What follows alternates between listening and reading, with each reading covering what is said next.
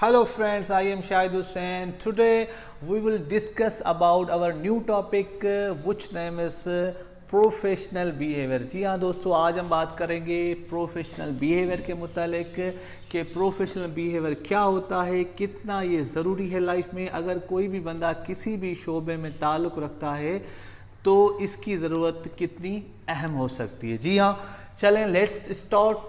Professional behaviour. Professional behaviour की जो लफ्ज़ी meaning होती है वो है पेशा वराना बर्ताव, पेशा वराना सलूक, पेशा वराना रवैया। ठीक है जी, इसको अगर हम और आसान बनाएं कि भाई प्रोफेशनल बिहेवियर जो पेशा वराना रवैया होता है ये होता क्या है, इसको आसान करें तो प्रोफेशनल बिहेवियर से मुराद है कि जब हम किसी भी इदारे में काम करते हैं, किसी भी शोबे में होते हैं और ख़ास तौर पर उन्हीं लोगों के साथ एक ज़ाब्ता अखलाक के हुदूद में रहकर, एक ज़ाब्ता अखलाक के हुदूद में रहकर जो हम एक मुस्बत रवैया शो करते हैं, पेश करते हैं, इस चीज़ का नाम है प्रोफेशनल बिहेवियर। इट मीन्स कि अपनी लिमिट में रहकर किसी भी प्रोफेशन में अगर हम हैं तो उसके मुताबिक जो हम लोगों से बात करते हैं, ट्रीट करते हैं, इस चीज़ का नाम है professional behaviour. It means limit में रहकर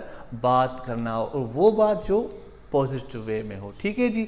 अच्छा, प्रोफेशनल बिहेवियर जो होता है ना वो इम्प्रूव कैसे होता है, ये किस तरह आ जाता है लोगों में, इसकी ना मुख्तलिफ जो है ना वो वजूहात हैं, सबब असबाब हैं। ठीक है जी, ऐसे समझ लें कि ये जो पेशा वराना रवैया होता है ना, ये एक तो होता है वक्त और तजुर्बे के बाद इम्प्रूव। ठीक है जी, वक्त और तजुर्बे के बाद कैसे समझ लें, एक मिसाल ले लें आप कि अगर कोई भी बंदा किसी अलग मखसूस किसी फील्ड में आता है और पहले वो स्टूडेंट लाइफ में है तो किसी भी अगर फोर्स में आ गया और उसने ट्रेनिंग भी हासिल कर ली तो अब 6 महीने जब वो ट्रेनिंग हासिल कर लेगा तो पहले वाले रवैये में और उसके बाद वाले रवैये में बहुत बड़ा फ़र्क होगा। इससे ये बात साबित हो रही है कि ये जो प्रोफेशनल बिहेवियर होता है ये वक्त और तजुर्बे के बाद इम्प्रूव होता है। ठीक है जी।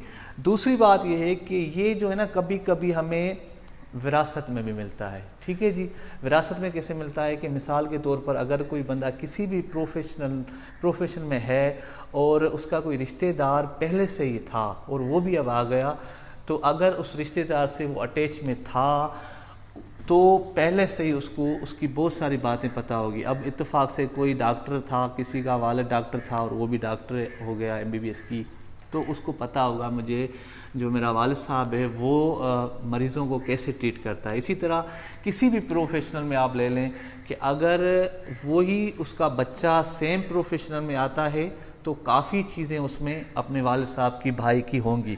इट मीन्स ये बात साबित हो रही है कि कभी कभी जो पेशा वराना रवैया होता है ये हमें विरासत में भी मिलता है। ठीक है जी।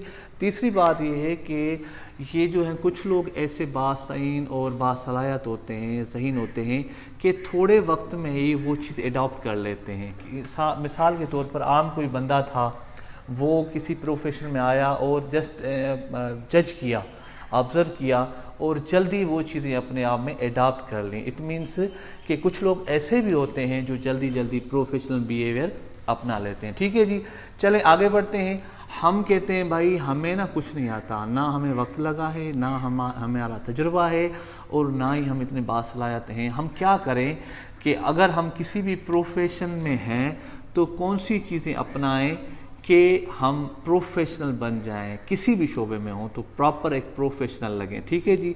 कुछ बातें अहम हैं जो मैंने बोर्ड पे भी पॉइंट आउट की हैं, आई होप आपको समझ आ जाएंगी। ठीक है जी। सबसे पहले जो है अगर हम चाहते हैं हम प्रोफेशनल बने तो हमें जिस भी इदारे में हैं उस इदारे के मुतालिक हमें मालूमात होनी चाहिए। जैसे मैंने ये लिखा है प्रोफेशनल बनने के लिए क्या ज़रूरी है, सबसे पहले किसकी मालूमात होनी चाहिए, इदारे के मुतालिक, कि जिस भी इदारे में जिस भी शोबे में हम काम कर रहे हैं उसके मुतालिक हमें मालूमात ज़्यादा नहीं तो थोड़ी ज़रूर होनी चाहिए। ठीक है जी। उसके बाद सेकंड पॉइंट है कि जब हम किसी भी डिपार्टमेंट में आते हैं तो लोगों को हमें जज करना चाहिए, लोगों को ऑब्ज़र्व करना चाहिए, लोगों का मुशाहिदा करना चाहिए कि लोग दूसरों से किस तरह बात करते हैं, अपने सीनियर से जूनियर से किस वे में बात करते हैं, उनको हम ऑब्ज़र्व करें। ठीक है जी। कि अगर हम अब न्यू हैं और प्रोफेशनल बनना चाहते हैं, वो पहले से ही किसी इदारे में काम कर रहे हैं और प्रोफेशनल हैं, तो हमें उनके रवैयों का मुशाहिदा करना चाहिए। ठीक है जी।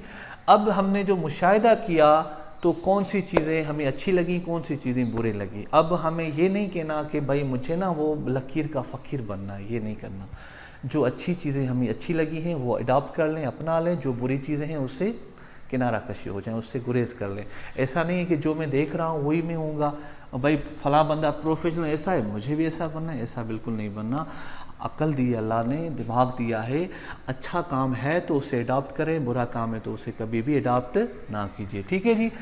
लोगों के रवैयों को ऑब्जर्व करें। वही बात के तीसरी पॉइंट, अच्छी बातें अपनाना और बुरी से गुरेज करना। चौथी अहम बड़ी बात, हम चाहते हैं कि हम वाकई प्रोफेशनल बने, तो हमें एक अहम सी बात है उस पर हमें फोकस करना चाहिए। हमेशा याद रखिए, सही वक्त पर सही बात करना सीखें। अगर आप और हम सही वक्त पर सही बात नहीं करते तो हमें बहुत सारी जगहों पर परेशानी होती है और हम जो है किसी मुश्किल में आ सकते हैं। इसलिए ज़रूरी है कि हमें जो है वो सही वक्त पर सही बात करना चाहिए। ठीक है जी।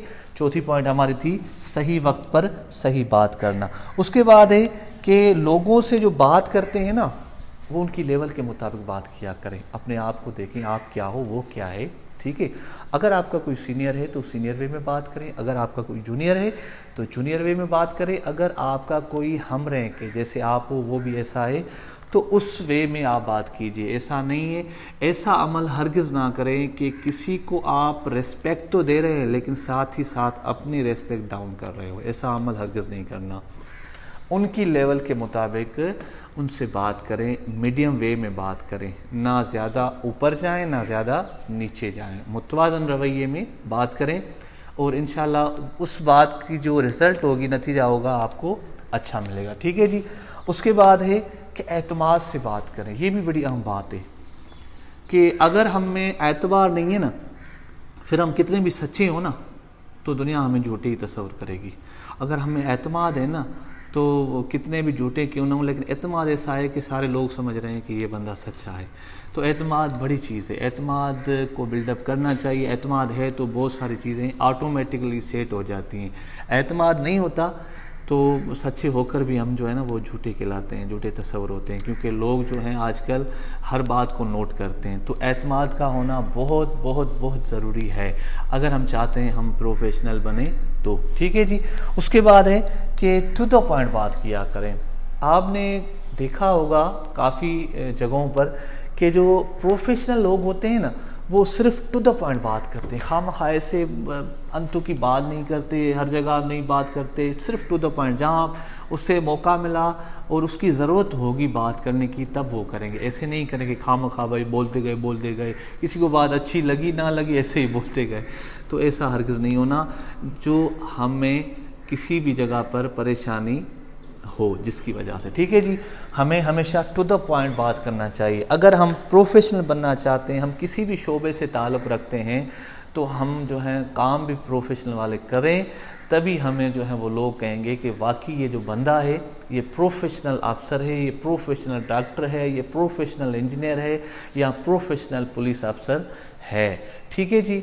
इन बातों पे हम अगर अमल करेंगे तो इंशाल्लाह हमें कुछ ना कुछ तब्दीली आएगी। अगर हमने इतना वक्त भी गुजार लिया है और किस शोबे में काम भी कर रहे हैं लेकिन हमें बात करने का सलीका नहीं आता, तौर तरीका नहीं आता, तो हमें बहुत बहुत बड़ी मुश्किल का सामना पड़ सकता है।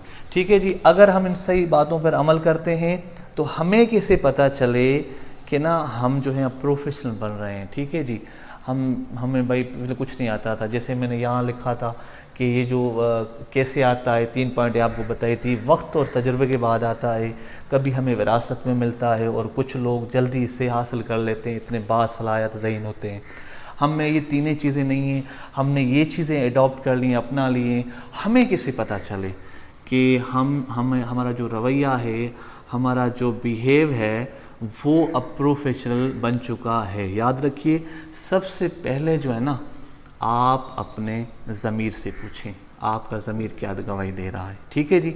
उसके बाद दूसरी बात यह है कि आपके जो कुलीग्स हैं, आपके जो साथी हैं, वो आपके बारे में कौन सी राय रखते हैं। हाँ भाई, अब जो है ना, अब जो है कि मेरे साथी कुलीग्स दोस्त ना मेरे बारे में अच्छी राय रखते हैं यार, कहते हैं फ़लाँ बंदा जो था ना 5 दिन पहले, 1 हफ़्ता पहले ना इससे कुछ बात करने का सलीका नहीं था, अब इसमें आ गया है, अब इसमें मैनर्स आ गए हैं।